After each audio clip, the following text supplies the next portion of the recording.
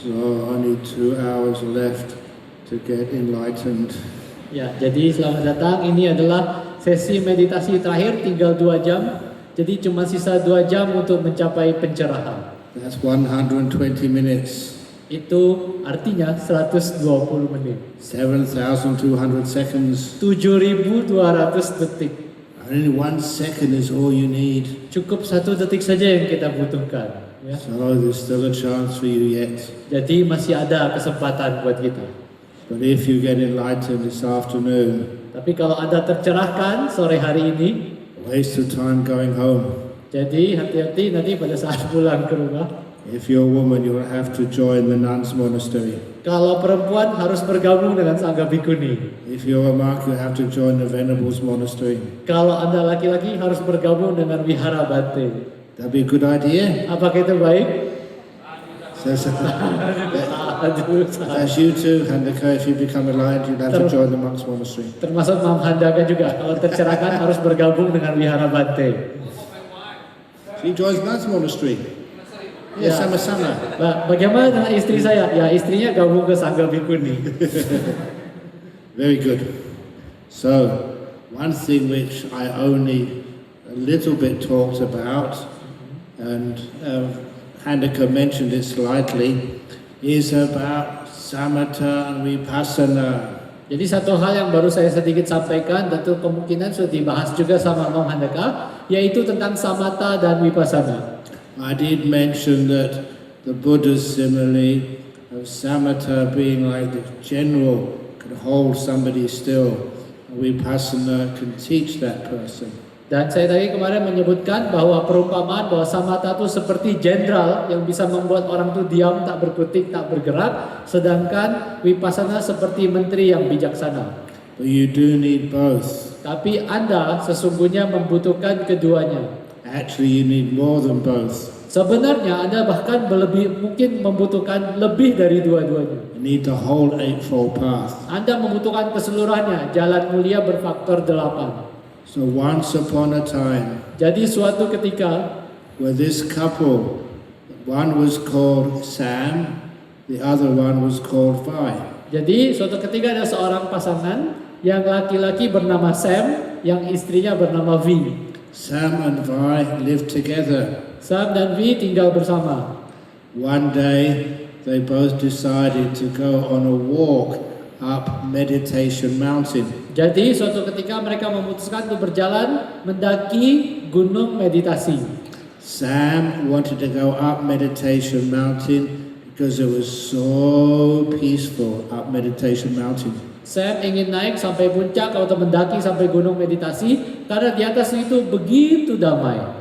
Vi, his wife, wanted to go up Meditation Mountain because you could see forever on top of Meditation Mountain. And she took her camera to take some beautiful views. Dan Vi, istrinya ingin menaiki gunung meditasi karena di atas sana itu Anda bisa melihat panorama sekeliling, tak habis-habisnya kita bisa melihat, dan dia membawa kamera sambil naik untuk memfoto pemandangan. And because they were going for a lovely walk up Meditation Mountain, they took their 2 dogs with them. Jadi pada saat karena mereka ingin jalan-jalan menaiki gunung meditasi, mereka membawa serta 2 anjing peliharaan mereka. One of the dogs was called Anapana. Salah satu anjingnya bernama Anapana, The other dog was called Metta. yang anjing kedua bernama Metta. So the 2 dogs, Anapana and Metta, followed their owners.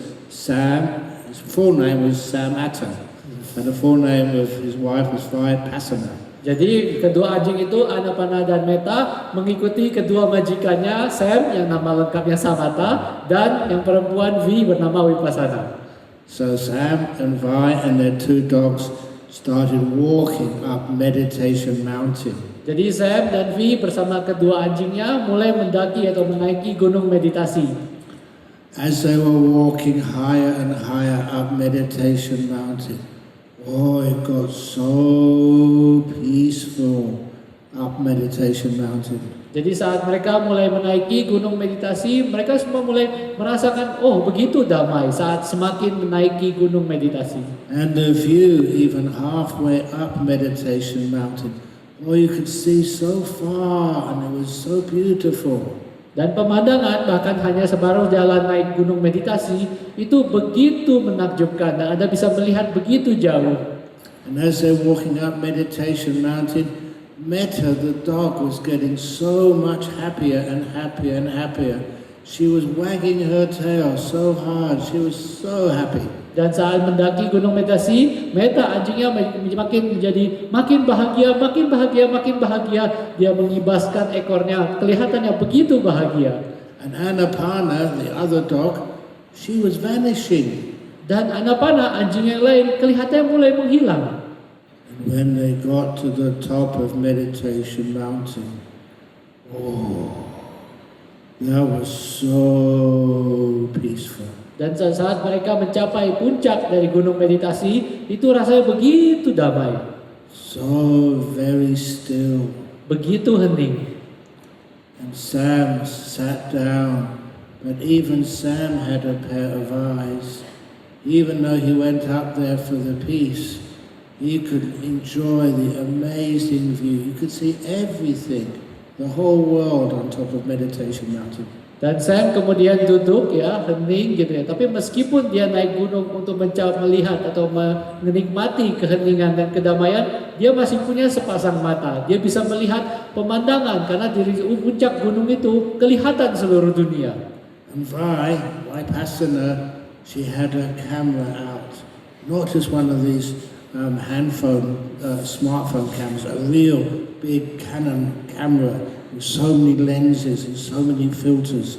And she was taking these amazing photographs, incredible views up there.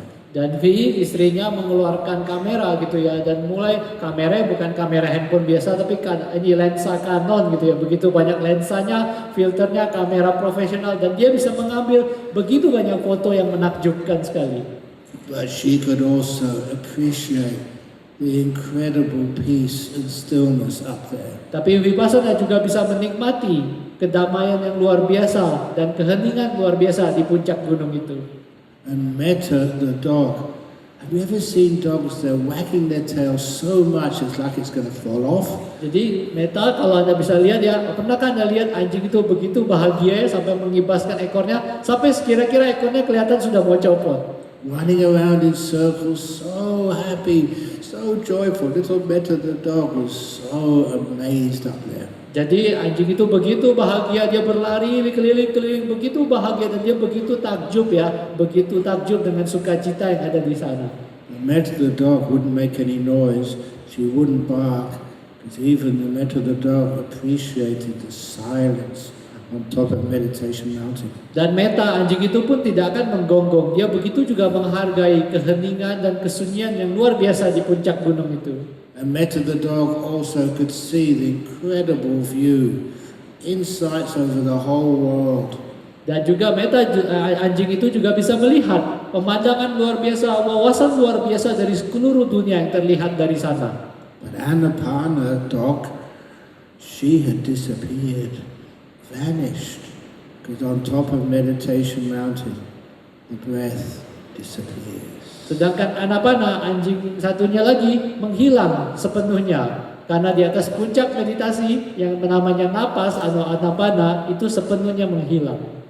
Because when you get to Meditation Mountain, when you get to the top, insight and peace and metta coexist.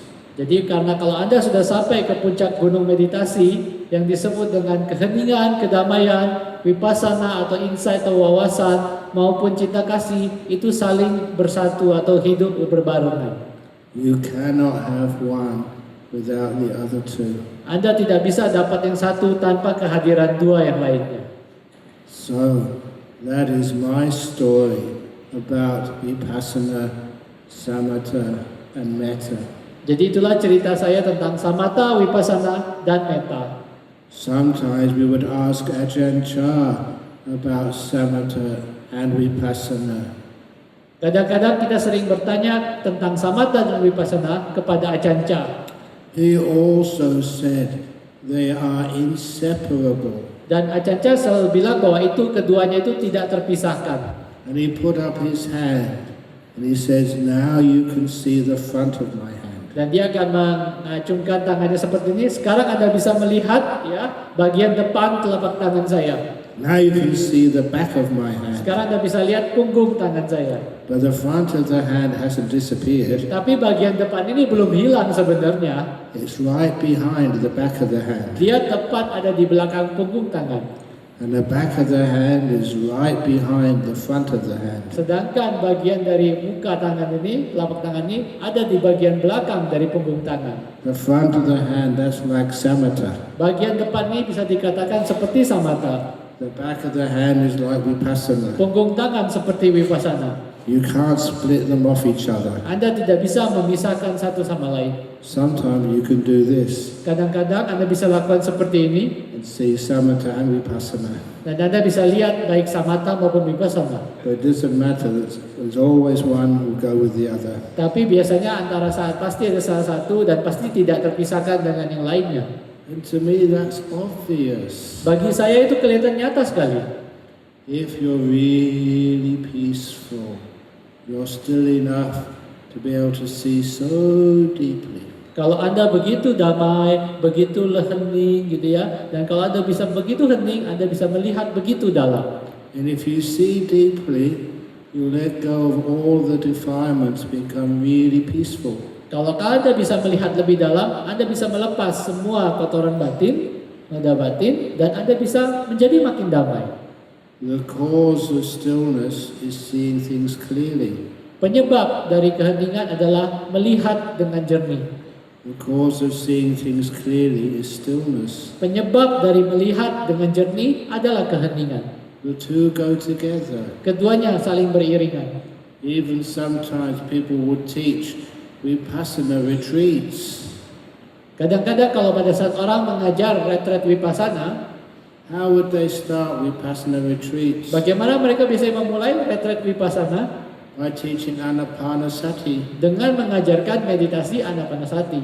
Anapanasati is what you do to get to jhanas. Padahal anapanasati adalah yang Anda lakukan untuk bisa mencapai jhana. Even in Anapanasati Sutta, the Buddha taught, if you practice all 16 stages of Anapanasati, you fulfill all the 4 Satipatthanas. Dan bahkan di dalam Anapanasati Sutta itu Buddha menyampaikan bahwa kalau Anda memenuhi, menggenapi semua dari 16 langkah dari Anapanasati, itu berarti Anda juga melaksanakan 4 landasan penyadaran atau vipassana. They're the same. Itu sama saja. You can't have one without the other. Keduanya sama. Anda tidak bisa dapatkan yang satu tanpa kehadiran yang lainnya. I was fortunate, the first meditation teacher I had, he was a lay student of Venerable Buddhadasa. Saya beruntung bahwa guru meditasi pertama saya adalah perumah tangga. Perumah tangganya adalah siswa dari Bhikkhu Buddhadasa. And this lay person taught us at Cambridge jhanas. Dan ini perumah tangga ini di Cambridge mengajarkan kami tentang jhana. The group was called the Samatha Society. Dan kelompoknya disebut dengan Samatha Society. We didn't just do Samatha, we did Vipassana too. Kami tidak hanya melaksanakan Samatha, tapi juga Vipassana. If any of you studies the Satipatthana Sutta, you will see many amazing pieces of information. Jadi kalau Anda ada yang mempelajari namanya Satipatthana Sutta, Anda akan mengetahui ada banyak sekali informasi yang menarik di situ. When I read a translation of that when I was a student, I saw the Buddha said, anybody who practices Satipatthana Sutta properly, within 7 days, you will at least become a non-returner, if not fully enlightened. Dan di dalam Satipatthana Sutta pada saat saya baca waktu mahasiswa terjemahannya tertulis, kalau Anda melaksanakan Satipatthana ini dengan baik, berlatih dengan baik, dalam waktu 7 hari setidaknya Anda bisa mencapai tingkat kesucian ketiga atau bahkan pencerahan sempurna. And this translation I read, it was translated into English by 2 Sri Lankan monks. Dan terjemahan yang saya baca ini diterjemahkan ke bahasa Inggris oleh 2 biku Sri Lanka. They said that they'd heard this, if you practice Satipatthana just for 7 days, you can become a non-returner or fully enlightened. So they went all the way from Sri Lanka to Burma and went on, I think, a 9-day retreat. That's the 1 day beforehand, 7 days, and 1 day afterwards. Jadi karena mereka mendengar ini, kedua biku itu hadiri retret Vipassana di Myanmar yang dilaksanakan selama 9 hari. 1 hari untuk datang, berangkat siap-siap, tambah 1 hari sesudah pulangnya. And after 9 days, they weren't enlightened. Dan setelah 9 hari, mereka masih belum tercerahkan. So they did it again. Jadi mereka melakukan ikut retret lagi. Second time, they weren't enlightened. Kedua kalinya belum tercerahkan juga. This is what they wrote in the foreword. Dan itu yang mereka kemudian ini. So they decided, well, we're not enlightened, but we can translate the book instead. Dan mereka bilang, kita belum tercerahkan, tapi setidaknya kita bisa terjemahkan Satipatthana Sutta. And I kind of was amazed at that. The Buddha doesn't lie.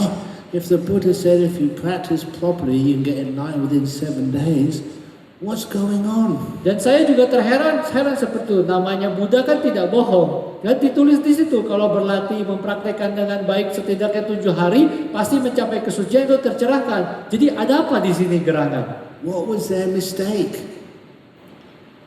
Apakah kesalahan mereka? Okay, I'll translate that. What was their mistake? Apa kesalahan kedua biku ini? So I read it myself, studied it for many years, and the mistake is before you even practice the Satipatthana, there's some, what's it called? Some preliminaries you have to complete first.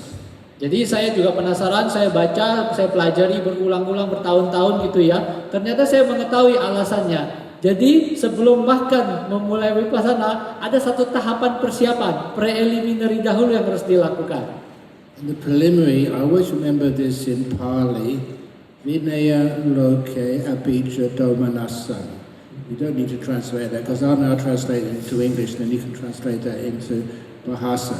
The translation which I read was having abandoned grief and covetousness for the world.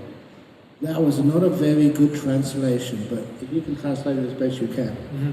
Ya, jadi yang disebut tahapan persiapan atau preliminary disebut dengan bahasa Pali yang tadi dikatakan Ajahn Brahm itu adalah setelah meninggalkan lebih dahulu ketamakan dan hasrat terhadap dunia. I never really understood what that preliminary requirement was. Meskipun tadi juga terjemahannya tidak begitu bagus ya karena yang ini, tapi saya tidak pernah tahu dulu apa itu maksudnya dengan tahapan persiapan ini. But later on, when I became a middle-ranking monk, I started to learn Pali myself. Tapi setelah saya menjadi biku yang menengah gitu ya, saya mulai belajar bahasa Pali juga. And I started reading the suttas in Pali myself. Dan saya mulai belajar menulis dan menerjemahkan sutta dari Pali sendiri. And when I started reading the Anguttara Nikaya in Pali, I came across these words again and again and again. Loke Abhijja. It was a synonym for the first hindrance, usually called Kamachanda.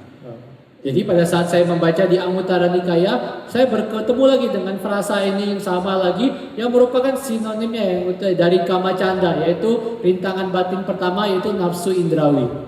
And the second word, Domanassa, that was also used as a synonym for the second hindrance, Visuddhimagga. Dan jadi yang kedua, kata kedua Domanassa yang tadi itu juga merupakan sinonim dari rintangan batin kedua, yaitu Vyapada atau niat buruk.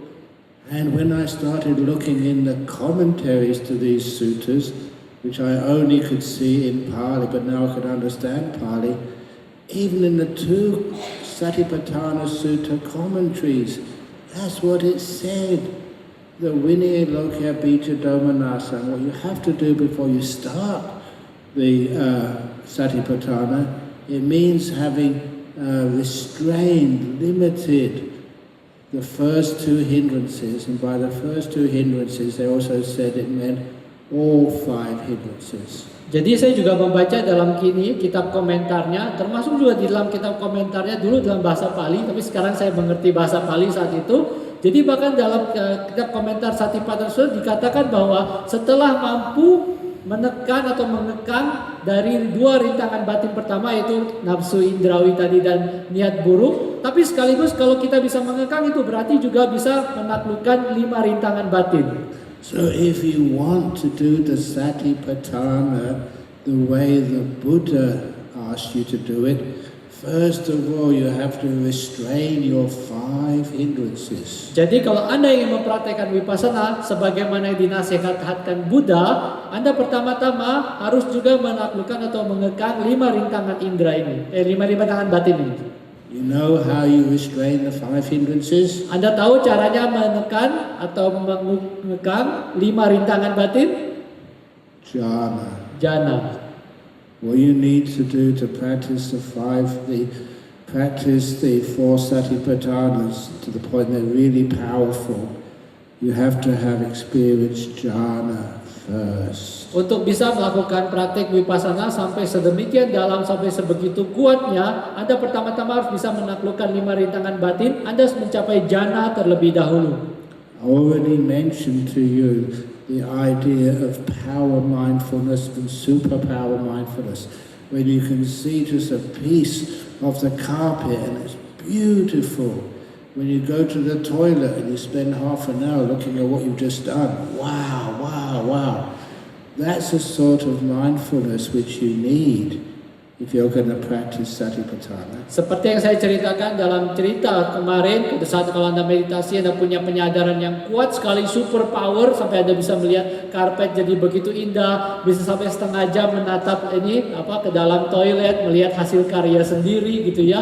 Nah, seperti itulah penyadaran yang diperlukan untuk bisa melihat sampai penembusan seperti itu. Now your mindfulness is prepared to do Satipatthana. Nah, pada saat itulah Anda memiliki penyadaran seperti itu. Penyadaran itu artinya sudah siap untuk melakukan Satipatthana. That is why many people do Satipatthana retreats, not just for 7 days, for 7 years. They still don't get any enlightenment. Itulah sebabnya banyak yang mengikuti retret vipassana tidak hanya 7 hari, bahkan 7 tahun masih belum tercerahkan. You have to do it first of all to the point the mind is really still and has power, can actually see deeply into things. Jadi Anda harus bisa melakukannya sampai batin itu demikian hening, memiliki kekuatan sampai dia bisa melihat mendalam, menembusi hal-hal. I will give a simile. Saya akan memberikan perumpamaan. The simile is of the tadpole and the frog. Ini adalah perumpamaan tentang kecebong, anaknya katak dengan katak. Once upon a time, there was a little tadpole, and she was born in a lake in the Vihara, in the temple in Medan. Jadi suatu ketika ada seekor kecebong yang lahir di danau di dekat wihara atau biara di Medan. And the little tadpole, she was very smart. In the little pond where she lived, there was a school. She went to school, she did very well, she graduated and went to Tadpole University. Dan kecebong yang ini, kali gendernya perempuan, itu sangat cerdas. Di dalam danau, di dalam itu dia masuk ke sekolah, sekolahnya unggulan, dia pintar sekali belajar, dapat prestasi, dia masuk ke universitas. She specialized in chemistry. Dan di universitas dia masuk jurusan kimia. Once she got her first degree, she went for a PhD in hydrology, about water. Dan setelah dapat gelar S1, dia mengambil S3, jurusan hidrologi, mengenai air. She became a doctor of water studies in the lake. A very, very smart tadpole. Dan dia menjadi doktor mengenai studi mengenai air atau hidrologi. Dia adalah seekor kecebong yang sangat-sangat pintar. And then, do you think she could understand what water was? Dan kemudian, menurut Anda, apakah dia mengerti, memahami apa itu air? She knew all the theory, but she'd been born in water, lived all her life in water, knew nothing but water. She understood water as much as a fish understands it. Dia selama hidupnya, kita menurut Anda apakah dia memahami air? Dia selama hidupnya hanya hidup di air. Dia tahu tentang teorinya hidup, tapi dia sepanjang hidupnya menghabiskan waktu di air, di dalam air. Jadi pemahamannya sama dengan ikan sebenarnya. Seluruh hidupnya ada di air. But the difference between a tadpole and a fish is that one day little tadpole, she grows arms and legs. Tapi perbedaan antara ikan dengan kecebong adalah suatu hari kecebong itu tumbuh, muncul tangan dan muncul kaki. Fish don't do that. Kalau ikan nggak begitu. And soon little tadpole, very smart, is now a frog. Dan segera kemudian kecebong kecil yang pintar tadi menjadi katak. And little tadpole doesn't really know what she's doing, but one day she jumps.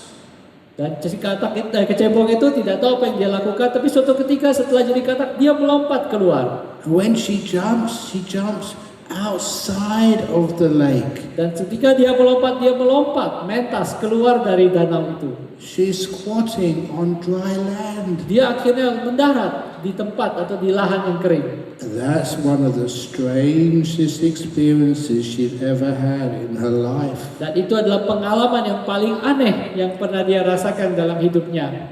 You can't teach a person like that, or teach a person about that at university.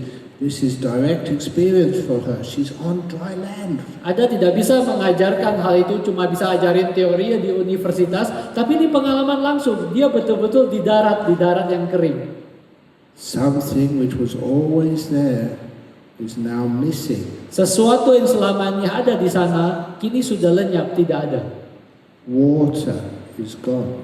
Yaitu air yang tidak ada. And this is the first time in tadpole, now little frog, first time in little frog's life, she can understand what water really is. Dan itulah pertama kalinya katak kecil itu memahami apa itu air. All the little tadpoles, boys and girls in front of me right now, that one day you will grow this ability to jump out of the realm of the five senses and you'll squat in jhana.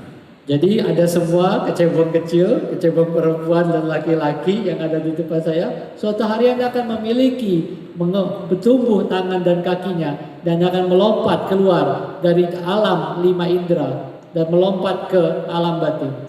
These jhanas are very strange. Yaitu jhana, dan jhana ini sangatlah aneh. They're not like what you're experiencing now. Dan itu tidak seperti yang Anda alami saat ini. In these jhanas, things are missing.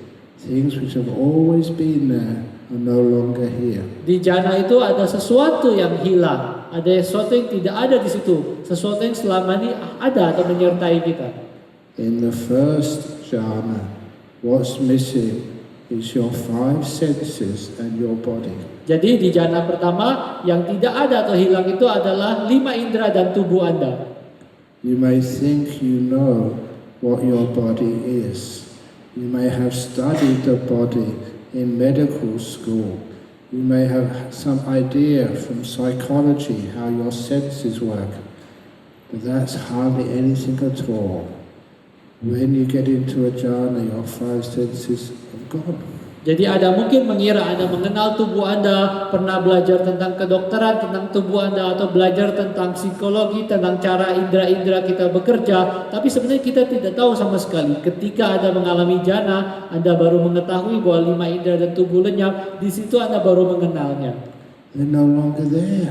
Jadi lima indera dan tubuh itu tidak lagi ada di sana dalam jhana pertama. You're there. Your mind is still very pure and very aware. Tapi Anda masih ada di sana, batin Anda sangat murni dan sangat penuh penyadaran. For your senses and your five senses and your body, they just disappeared from you. Tapi lima indera dan tubuh Anda sekedar lenyap dari Anda.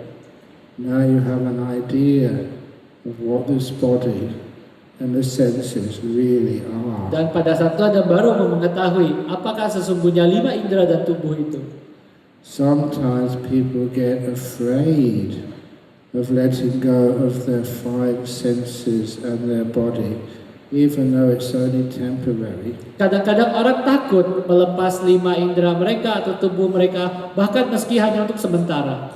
That's why I like telling these stories of what really happens when a person does get into these jhanas. Ya, karena itulah saya suka menceritakan apa yang betul-betul terjadi pada saat seseorang masuk ke dalam jhana ini. Usually I won't tell a story about someone who's had a jhana if they're still alive. Biasanya saya tidak akan menceritakan kisah tentang pengalaman jhana seseorang kalau yang bersangkutan masih hidup.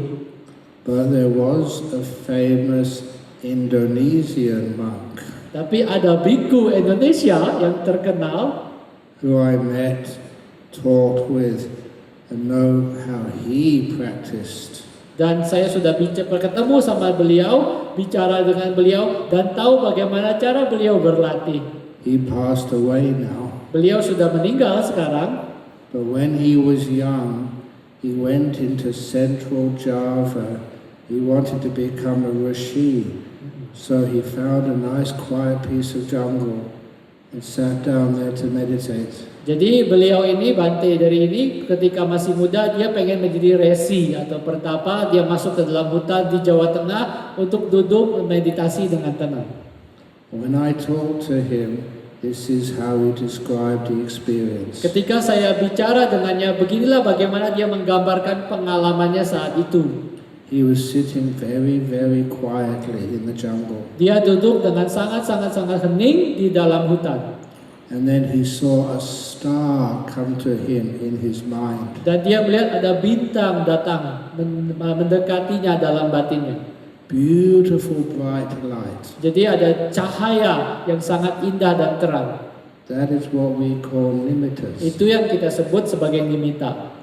And he said in the best English he could, he married that star. He united with it. Dan dengan bahasa Inggris semampunya dia menggambarkan bahwa dia kawin dengan bintang itu. Dia bergabung dengan bintang itu. To me, that was explaining his experience of the jhana. Bagi saya itu artinya saya menangkap bahwa itulah pengalaman dia memasuki jhana. Beautifully having a wonderful time when he came out of meditation, the jungle had changed. Dan dia memasuki satu pengalaman meditasi yang sangat menyenangkan, sangat indah. Begitu dia bangkit dari meditasi, hutan di sekitarnya sudah berubah. He did not know how long he'd been sitting there, but the jungle looked totally different than when he started. Dia tidak tahu sudah berapa lama dia duduk di sana, tapi kelihatan suasana hutan sangat berbeda dibanding pertama kali dia mulai meditasi. He went to the nearby village. They were astounded. Dan pada saat dia pergi ke desa terdekat, para penduduk desa sangat kaget sekali. This young man, not a monk yet, this young man had been sitting in a place which had suffered a flash flood. He had been underwater, totally submerged for about 4 or 5 days. Jadi dia melihat pemuda ini, waktu itu belum jadi biku gitu ya, duduk di rimba yang barusan kena banjir bandang. Jadi dia duduk di bawah banjir bandang, tenggelam total selama 4 sampai 5 hari. Which is why when the waters went away and when he came out of meditation sometime afterwards, the forest looked so different. Jadi itulah sebabnya kenapa setelah dia membuka mata setelah meditasi begitu lama, hutannya sudah berbeda jauh karena baru dilewatin banjir. He'd been underwater and survived without any problem. Dan dia tenggelam di bawah air gitu ya, dan tetap bertahan hidup, gak ada masalah sama sekali. As a result of that, he later became a bhikkhu Hasilnya dari itu adalah kemudian dia menjadi biku over at Wat Bawon. di Wat Bawon. And that's where I talked to him. Di sanalah saya berjumpa dan bicara dengan beliau. He was a very powerful monk. Beliau adalah biku yang sangat berdaya, yang penuh kekuatan. In Wat Bawon, they asked him to teach meditation on a Saturday afternoon. Di Wat Bawon mereka meminta beliau untuk mengajar meditasi tiap Sabtu sore. He was a very good meditation teacher, only very scary. Beliau adalah guru yang sangat meditasi yang sangat bagus, tapi sayangnya agak sangat menakutkan, angker. One of my long-term friends, kind of disciple, she was a princess, a granddaughter of one of the kings of Thailand. Salah satu teman dekat saya di Thailand itu adalah seorang putri kerajaan. Dia merupakan cucu dari salah satu ratu di Thailand. She told me when she went to his class on meditation on a Saturday afternoon, she'd been going there for quite a few weeks. Jadi dia menceritakan ke pengalamannya ikut kelas meditasi Sabtu sore itu, dan dia sudah ikut kelas itu selama beberapa minggu. And during this one afternoon session, she felt there was something strange going on. Dan selama satu sesi Sabtu sore itu dia merasa ada sesuatu yang aneh gitu, ada yang tidak biasa sekali.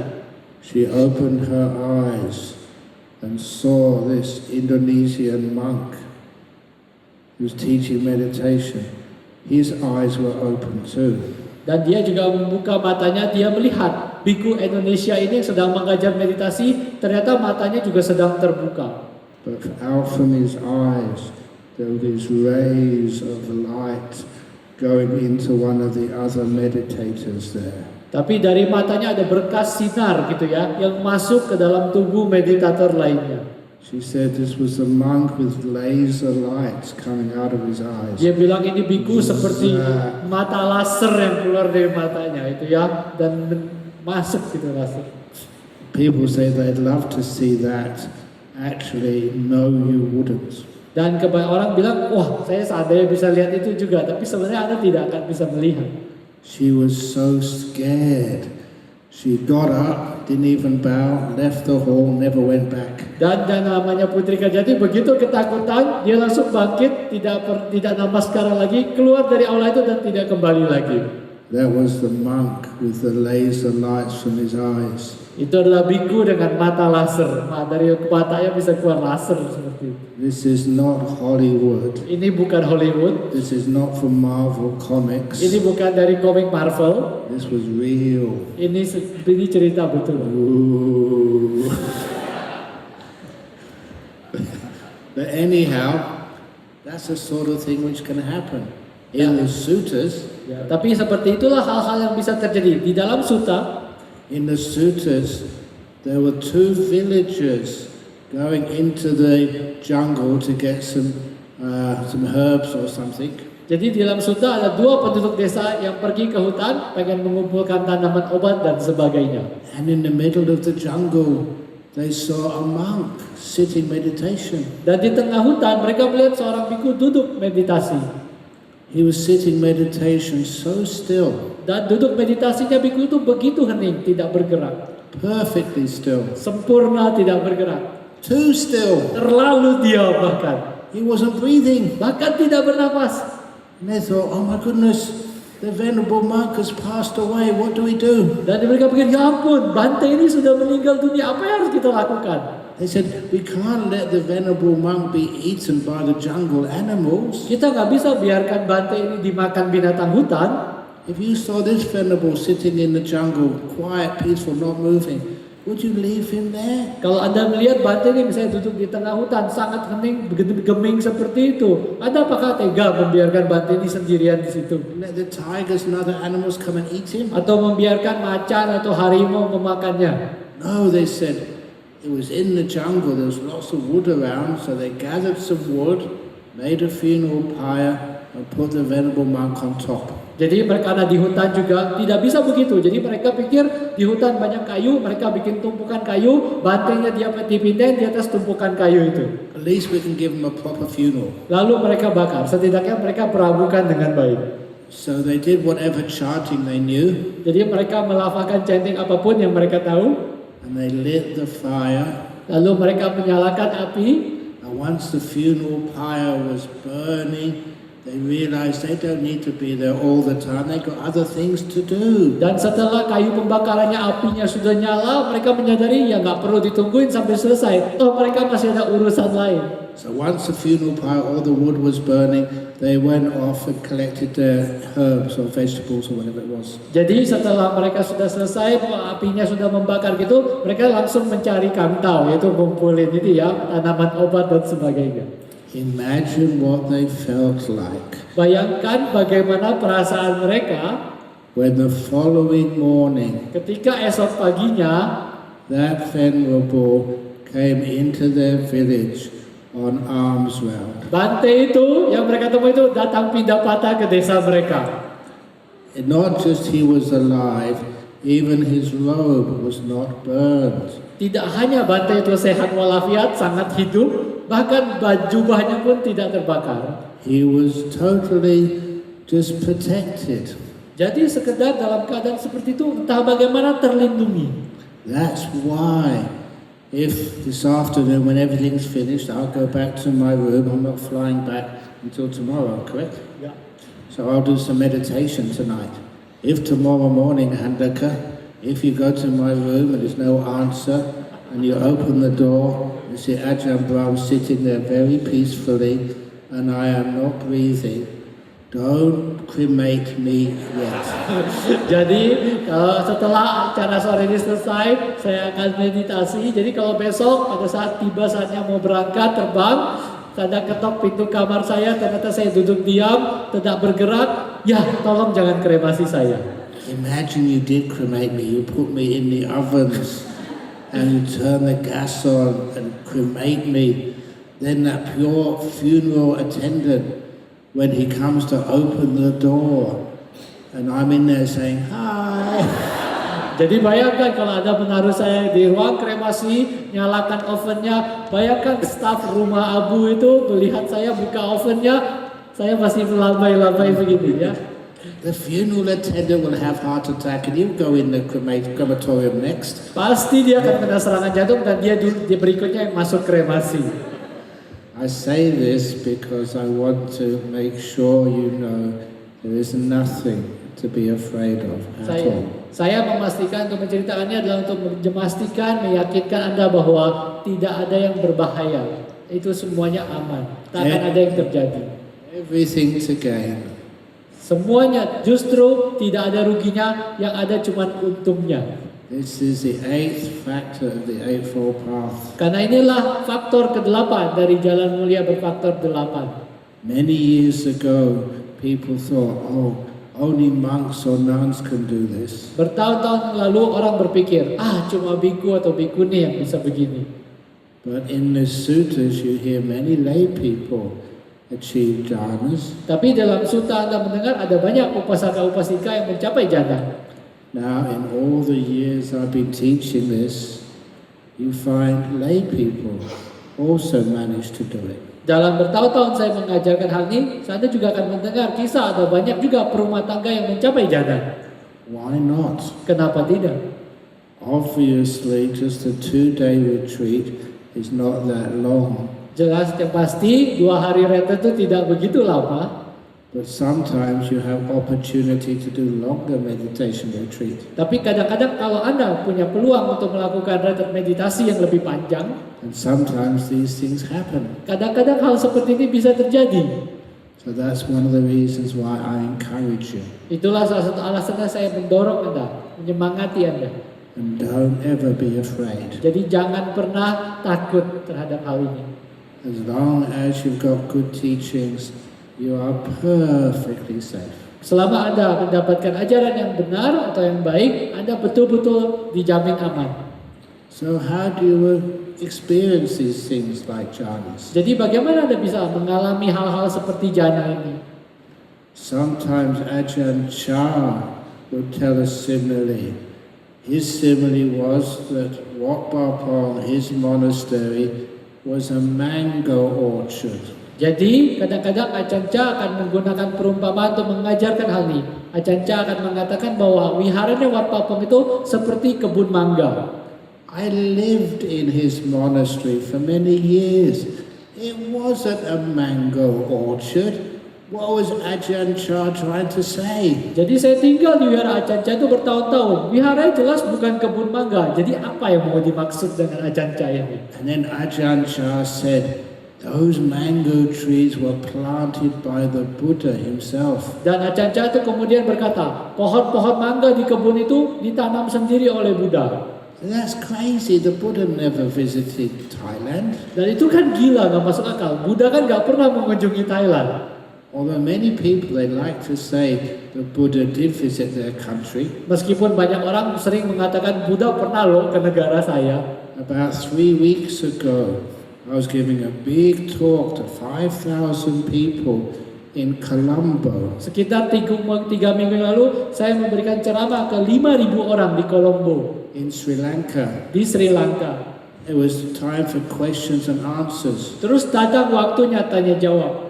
And one of the questions I got was this. Dan salah satu pertanyaan yang saya dapat adalah, They said some monks in Sri Lanka say the Buddha was born in Sri Lanka. What do you think, Ajahn Brahm? pertanyaan adalah beberapa biku di Sri Lanka mengatakan Buddha itu lahirnya di Sri Lanka. Kalau menurut Ajahn Brahm bagaimana? I said that's foolish. Everybody knows the Buddha was born in Australia. Saya bilang itu bodoh. Semua orang tahu namanya Buddha lahirnya di Australia. And everybody laughed, especially my translator who was a monk, a senior monk. He was laughing his head off. That's Well, that's a good answer. Dan semua orang tertawa. Bahkan penerjemah saya seorang biku senior pun tertawa, terpikir-pikir lalu bilang ini jawaban yang jenius. I was wrong. Saya salah. Everybody knows the Buddha was born in Medan. Semua orang tahu yang namanya Buddha lahirnya di Medan. Of course, the Buddha was born in Lumbini. Everybody knows that. I just was saying that to make that statement look so foolish. Ya, tentu saja semua orang tahu ya Buddha lahirnya di Lumbini. Tapi saya sengaja menjawab pertanyaan seperti itu supaya semua orang tahu bahwa pernyataan sebelumnya itu kedengarannya begitu konyol. So what did Ajahn Chah mean? The Buddha came to Wat Pah Pong and planted mango trees? That's impossible. Jadi, apa maksudnya Ajahn Chah bilang Buddha datang tanam sendiri pohon mangga di Wat Pah Pong? Kan nggak mungkin, mustahil. Jadi maksudnya apa? Do you like mangoes? Apakah Anda senang mangga? I like mangoes. Saya senang mangga. So I was interested when when Ajahn Chah said, those mango trees are now ripe. Jadi saya tertarik karena waktu itu Ajahn Chah bilang pohon mangga itu sudah matang, buah mangganya sudah masak. They're full of juicy, sweet, fragrant mangoes, lots of them. Dan pohon itu dipenuhi oleh buah mangga yang ranum, masak, tuh rasanya enak sekali dan harum. But how do you get them? Tapi bagaimana cara mendapat mangga itu? He said if you shake the tree, they won't fall. Dan Ajahn Chah bilang kalau Anda goncang-goncang pohonnya itu tidak bakal jatuh. If you climb up the tree, you won't reach them. Kalau Anda daki pohonnya nggak bakal sampai. If you get a ladder, or you get, say, a big fire engine, one of those huge ladders, it won't reach. Kalau Anda bawa tangga yang panjang atau bahkan pakai tangga dari pemadam kebakaran, tangga itu pun nggak bakal sampai ke atas.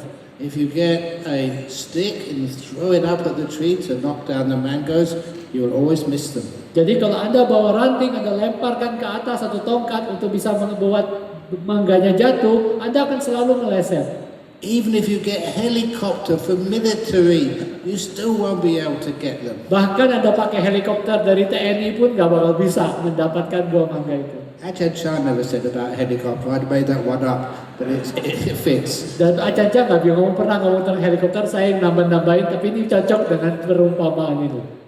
He said there's only one way to get those mangoes from the trees planted by the Buddha. Dan Ajahn Chah mengatakan cuma ada satu cara mendapatkan buah mangga dari pohon yang ditanam langsung oleh Buddha.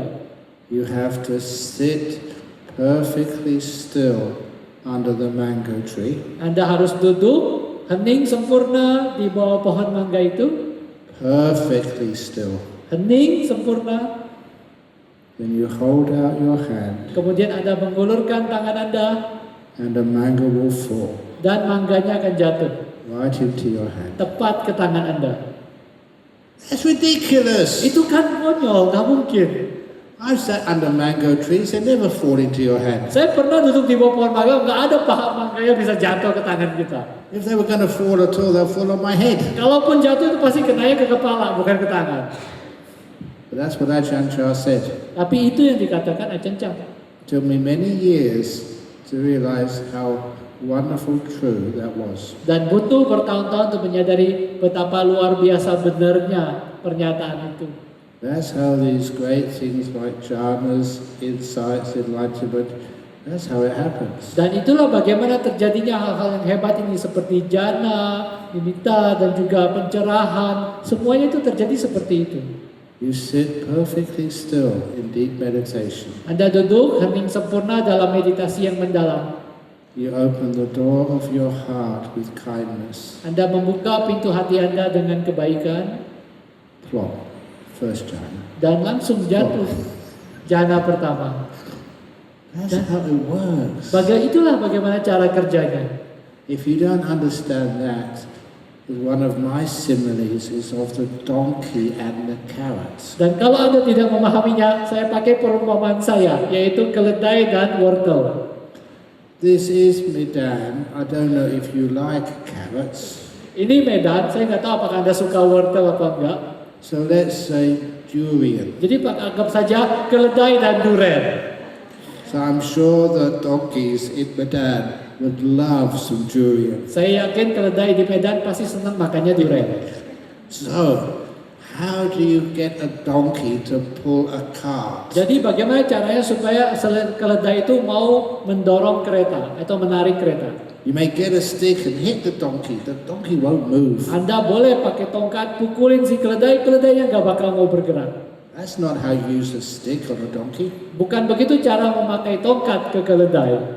You tie the stick to the back of the donkey's neck. Anda pasang tongkat itu diikat di belakang lehernya keledai. So the front of the stick is about 2 foot in front of donkey's head. Dan ujung dari tongkat itu sekitar 60 cm itu 60 cm di depannya keledai. On the end of the stick, you tie a string. Di ujung dari tongkat itu Anda buat satu tali diikat. On the end of the string, you tie a juicy, sweet, ripe durian. Di ujungnya ada ikat durian yang matang, ya, enak sekali, harum baunya.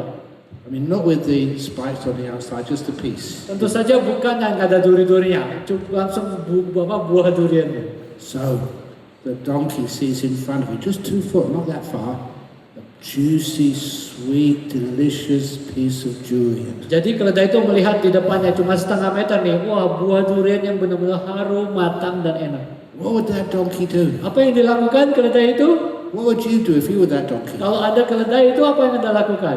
You'd move towards the durian. Anda langsung bergerak mengejar durian. As you move towards the durian, the stick on the back of your neck moves, the string moves, and so does the durian move. Saat Anda bergerak, tentu saja tongkat di leher Anda di belakang yang ada durian itu bergerak, tentu saja duriannya ikut bergerak. And the durian is always 2 foot in front of the poor donkey. Sehingga durian itu selalu setengah meter di depan keledai yang malang itu. You can see it, Anda bisa lihat, you can smell it, Anda bisa cium, but you can't reach it. tapi nggak bisa kena-kena. Poor donkey. Malang sekali ya keledai itu.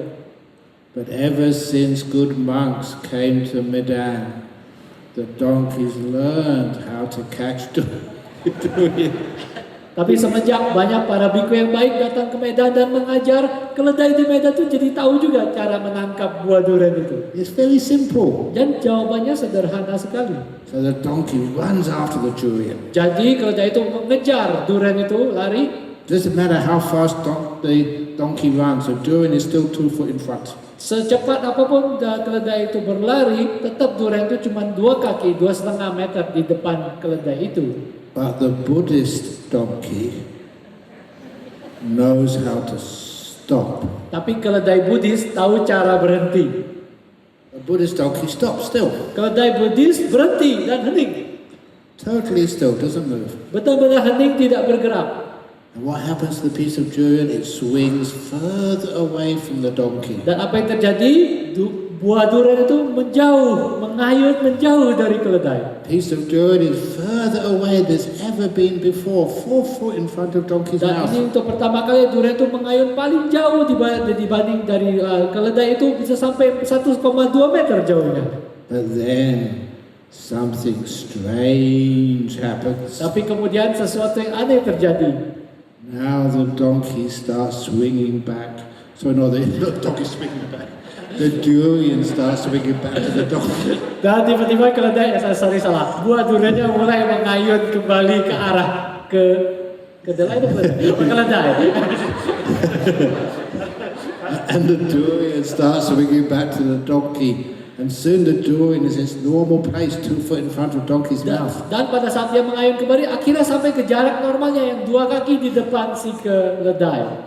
But for the first time ever, the durian is coming top speed towards the donkey. Dan untuk pertama kali tidak berhenti di situ, mengayun dengan kecepatan tinggi ke arah keledai itu. And soon the durian swings right in front of the donkey's mouth. Dan segera ke buah durian itu ada mengayun ke depan gigi atau mulut dari keledai itu.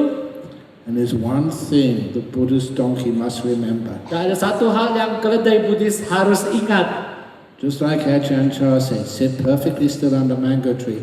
Open your hand out. Sama seperti Ajahn Chah bilang, duduk dengan hening sempurna di bawah pohon mangga, lalu ulurkan tangan juga terbuka. The donkey has to remember. Dan keledai itu juga harus ingat.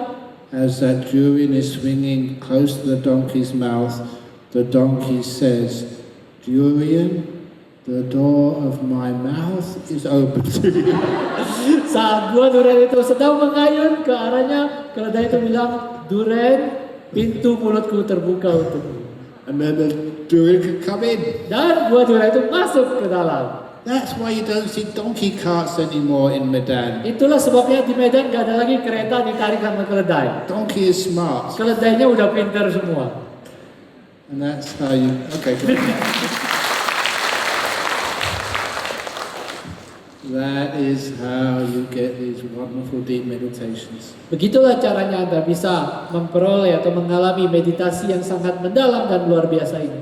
Many people were chasing those deep meditations for years. Banyak orang terus mengejar meditasi yang indah itu selama bertahun-tahun. Sometimes they get very close. Kadang-kadang sudah sangat dekat. They can see it, they can smell it, but they go towards it and it goes away from them. Mereka bisa melihatnya, mereka bisa menciumnya, merasakannya, tapi makin dekat malah menjauh. But then you learn how to stop. Tapi kemudian Anda belajar cara untuk berhenti. Then the durian goes further away than ever before. Dan duriannya akan mengayun menjauh lebih dari sebelumnya. They come and complain to me, Ajahn Brahm, it doesn't work. Dan mereka mengeluh ke saya, Ajahn Brahm ini gak bekerja nih caranya nih. My mind goes all over the place. Pikiran saya kacau balau, berserakan sana sini. Have faith. Yakinlah, Don't do anything. jangan lakukan apapun. Stay still. Hening, tetap hening diam.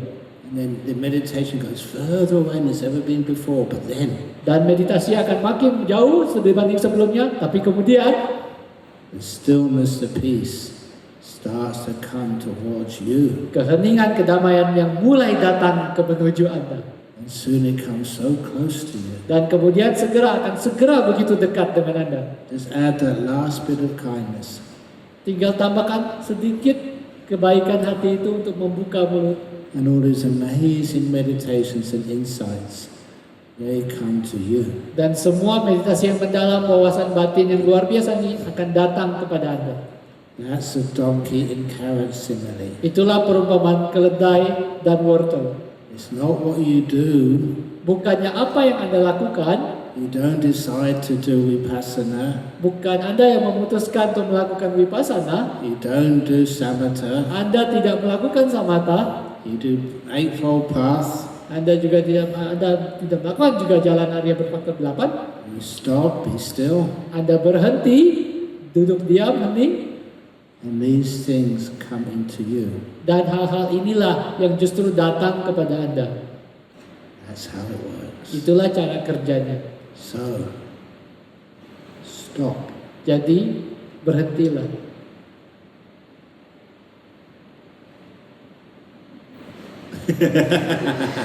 Okay, let's have fun.